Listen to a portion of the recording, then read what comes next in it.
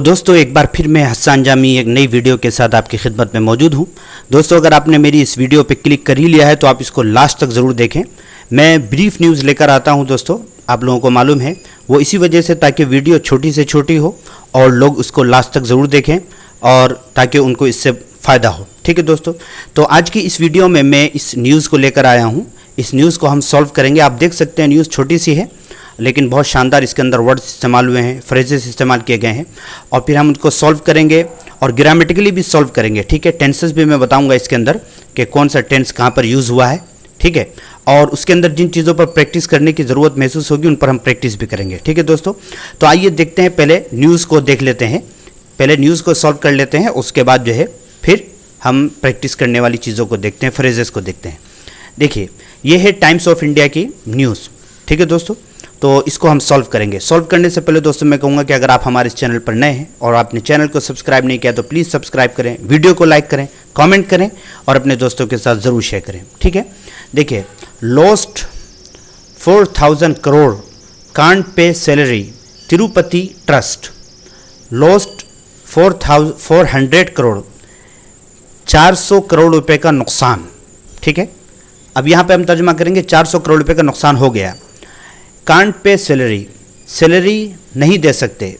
Tirupati trust, ये बात किसने कही? तिरुपति ट्रस्ट ने कही। आगे देखिए, the world's richest temple trust Tirumala Tirupati Devasthanams said it has lost ₹400 crore of revenue during the lockdown. Okay, यहीं तक देखते हैं। वर्ल्ड्स रिचेस्ट, दुनिया का सबसे मालदार, टेम्पल मंदिर, ट्रस्ट तिरुमाला तिरुपति देवस्थानम्स, ये उसका नाम है पूरा। जो ट्रस्ट है दुनिया के सबसे मालदार टेम्पल ट्रस्ट जो है उसका नाम है तिरुमाला तिरुपति देवस्थानम्स। सेड, उसका कहना है इट हैज़ लॉस्ट, कि उसको नुकसान हुआ है 400 करोड़ रुपए की, 400 करोड़ रुपए का ऑफ रेवेन्यू, आमदनी में, यानी 400 करोड़ रुपए की आमदनी का नुकसान हुआ है ड्यूरिंग द लॉकडाउन, लॉकडाउन के दरमियान। ठीक है, देखिए यहाँ पर इट हैज़ लॉस्ट, ये प्रेजेंट परफेक्ट है। हम सब लोग जानते हैं कि प्रेजेंट परफेक्ट के अंदर जो है हैज़ और हैव का इस्तेमाल किया जाता है। अगर सिंगुलर हो तो उसके लिए हैज़ का इस्तेमाल किया जाता है और अगर एक से ज़्यादा हो यानी प्लूरल हो तो उसके लिए हैव का इस्तेमाल किया जाता है।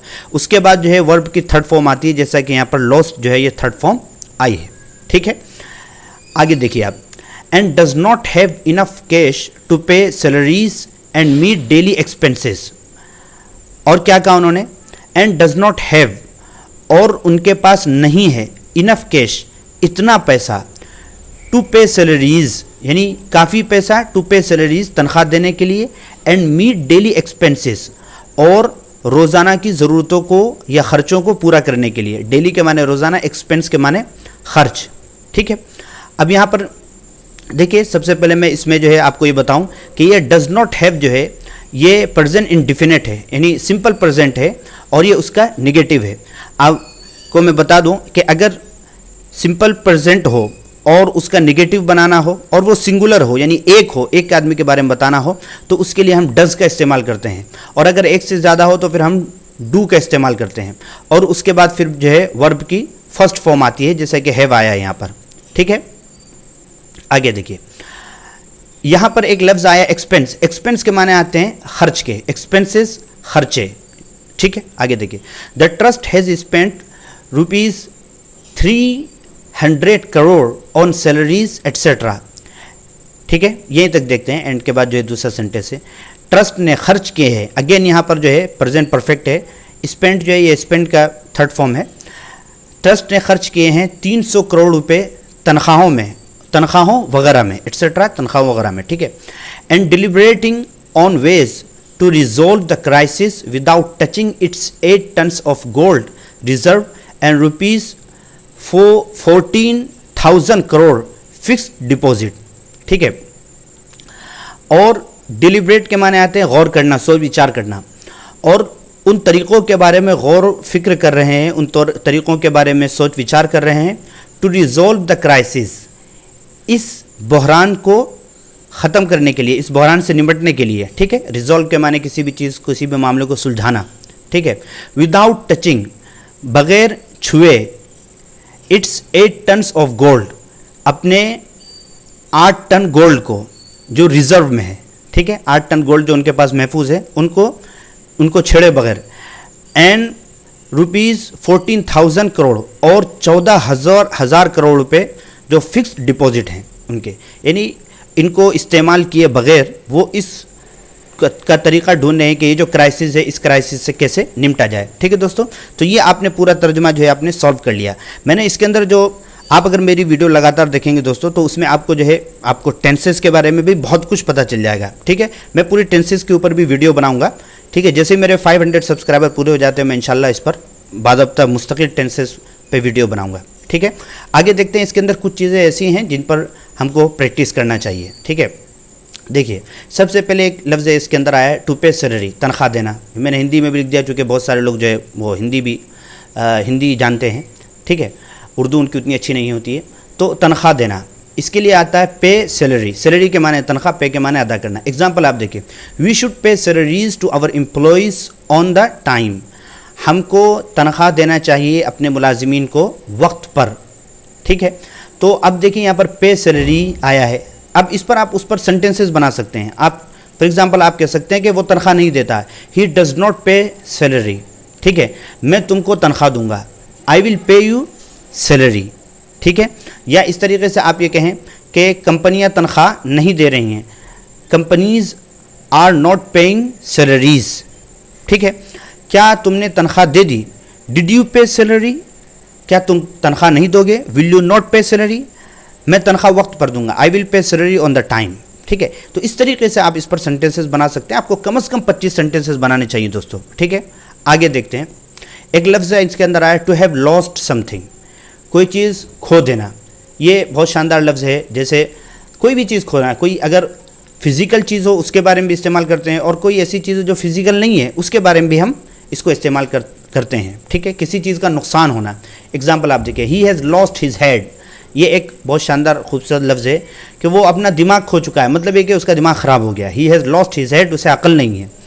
तो अब यहाँ पर आप देखिए कि एक ऐसी चीज़ जो यहाँ पर हेड के माने ये नहीं कि उसका सर खो गया, मतलब ये कि उसके पास अकल नहीं रही। ठीक है, इसको हम फिज़िकल चीज़ के लिए भी इस्तेमाल कर सकते हैं। जैसे हम कह सकते हैं कि मेरा मोबाइल खो गया, तो आप कहेंगे I have lost my mobile. ठीक है, या आप कहें कि उसका बैग खो गया है, तो आप कहेंगे he has lost his bag. आप ये कहें कि खालिद की बाइक खो गई है, तो आप कहेंगे Khalid has lost his bike. या इसी तरीके से आप ये कहें कि फातिमा का मोबाइल फ़ोन खो गया है। ठीक है, Fatima has lost her mobile phone. ठीक है, या आप ये कहें कि राशिद की हाथ की घड़ी खो गई है, तो आप कहेंगे Rashid has lost his wrist watch. ठीक है, तो इस तरीके से इसको हम इस्तेमाल करते हैं। आप भी इसको खूब इस्तेमाल कीजिए। ठीक है, छोटी से छोटी चीज़ के लिए आप इस्तेमाल कर सकते हैं। जैसे आप ये कहें कि मेरी किताब खो गई है, I have lost my book. ठीक है, तीसरी चीज़ देखते हैं, तीसरी और आखिरी चीज़, टू डिलिब्रेट ऑन समथिंग। डिलिब्रेट के माने आते हैं, इसके माने बहुत सारी चीज़ें आते हैं, जानबूझकर करना कोई भी काम।